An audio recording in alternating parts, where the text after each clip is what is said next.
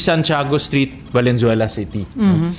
So, yung papel sa Special Investors Resident Visa at yung mga incorporation papers nila, tugma yung address.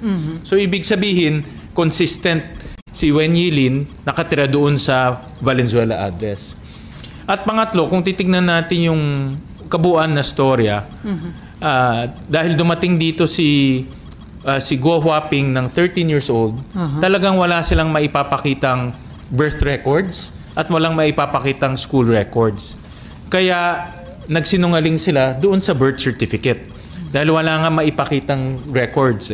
So, ang naging daan nila para mabigyan siya ng Filipino citizen o Filipino citizenship ay yung peking birth certificate na nagsinungaling yung kanyang tatay at sinabi niya na Filipino siya.